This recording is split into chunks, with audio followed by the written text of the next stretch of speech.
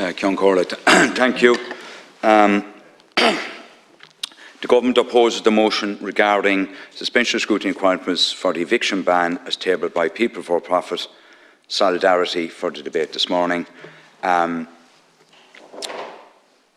suppose I want to begin by really saying that the Standing Order 180 that you reference for the Private Member's Bill, order for committee stage, sets out that committee stage consideration of a private member's bill may only be ordered following a scrutiny of the bill by the relevant committee, save where the requirement of scrutiny has been waived by the Business Committee. The motion tabled for debate seeks a suspension of the requirement under Standing Order 182, subsection 2, that such committee stage consideration may only be ordered following a scrutiny of the bill by the relevant committee. I suppose respectfully, this matter is more appropriate to the Business Committee to consider via request from People for Profit Solidarity, the bill's sponsor, for a waiver from pre-led scrutiny. And under Standing Order 178, scrutiny by committees of private members' bill which have passed their second reading, provides that a bill shall be subject to scrutiny by the relevant committee, provided that the Business Committee may waiver, in accordance with Standing Order 30, the requirement for scrutiny following a request from the member in charge of the bill or the relevant committee. So just going on to the background, the Government decided on the 7th of March that the winter eviction ban would end as planned on the 31st of March, with notice of termination taking effect on a phased basis out to the 18th of June, and that a focus on additional new supply is the best way forward. The eviction ban was brought in as a short-term emergency measure, but it did have the desired impact in reducing. It did not have the desired impact in reducing homeless figures, which you've referenced yourselves. The Government's decision in early March to honour the Oireachtas legal provisions for the winter eviction ban, passed less than 5 months earlier in October, was not one that we took lightly. And we accept that we remain of the belief it was the correct decision. And I accept your point, Deputy Barrett, that no level of homelessness is acceptable. I accept that point. We know that people who are facing significant challenges, including renters who will receive state assistance while awaiting for a transfer to a more secure social home, renters and tenancy where the landlord is going to leave, and American renters who want more than anything to buy their own home. The Government is doing and will continue to do everything that it can to help these people. At the crux of everything we need is the need to increase supply of housing. Introducing an eviction ban would not do that, we believe.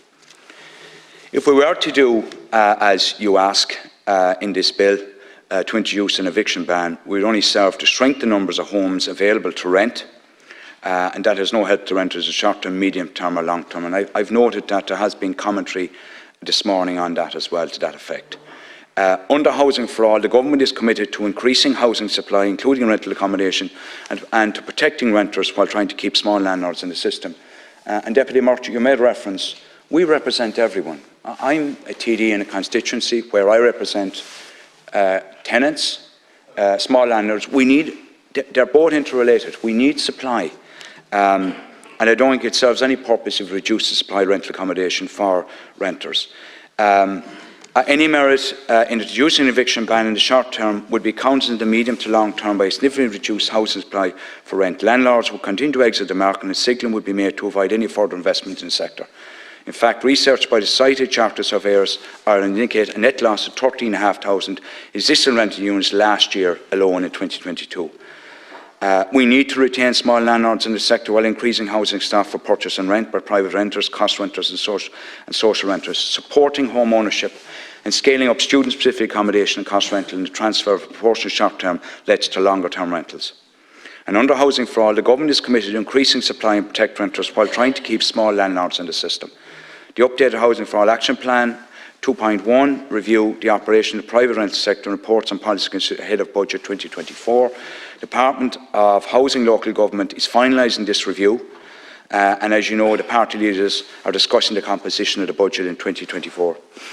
Our department's review will take into account the significant regulatory changes over the past several years.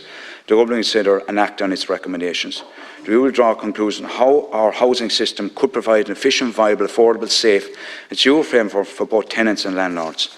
The public consultation on this review included targeted engagement with various stakeholders. Stakeholder engagement forum was held on the 6th of July. The public consultation submission was held on the 6th of July, and a public consultation forum went live on the Department's website on Monday the 26th of July. The closing date for submission was extended to 8th of August, arising from the feedback received at the forum.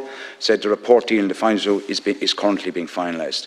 The review is essential in properly planning future policy for the residential rental sector, including implementing measures to support tenants and landlords. Minister O'Brien is actively working with colleagues across the government to put together a comprehensive new budgetary package of effective measures for both tenants and landlords. While the government opposes the motion tabled for date, I would like to address some of the points you've raised. In terms of homelessness, the July 23 monthly homeless report was published on Friday 25th of August, with 12,847 people were accessing state-funded emergency accommodation, an increase of 2% on June of 2023. We've seen, and I accept that figure is way too high, one person on homelessness is too much. People present to our local authorities homeless for a number of reasons, including receipt of a notice of termination, rental home, relationship breakdowns, occurrence of domestic violence. And during Q2 of this year, a combined total of 1,572 adults, as well as their dependents, exited or prevented from entering emergency accommodation by way of a tenancy being created, an increase of 18% in the same period last year. It's important to note that people are continuing leaving emergency accommodation more permanent arrangement, and that a majority of in-state funded emergency accommodation have been in such visits for 12 months or fewer, with a significant proportion accessing emergency accommodation for 6 months or fewer for treatment as of June. There's no shortage of determination on the part of the government and bodies to deal with the issue of homelessness. It's our top priority, and resources are not an obstacle in this urgent efforts being made and required. But increasing house prices all tenures is the key to addressing homelessness. So you see, last month we saw in August 2,707 new homes were received by the building control authorities. 21,216 homes were commenced in the first 8 months of 2023, 14% increase. The government is focusing on developing social and affordable housing supply. We have a record investment of 4.5 billion. I want to cover it all, so I won't go through it. And I suppose not all terminations result an eviction present to homeless services. I understand the absolute anxiety for people when they're served a notice of termination, but the RTB were copied 5,000 notice of termination in Q2. It also recorded 15,000 new tenancy raised during that period. There was a natural turn of activity through residential accommodation.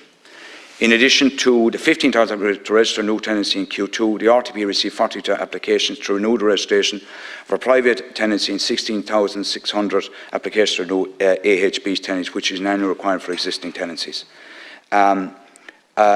It's also worth noting that not all notices served were copied to will be valid, and if tenants wish to, they can refer to dispute to the RTB. In terms of recent measures, and Deputy Murphy, you made reference to the tenants in situ scheme. There are approximately 2,000 such tenants in situ purchases at various stages. 800 have been completed. The balance are at various stages.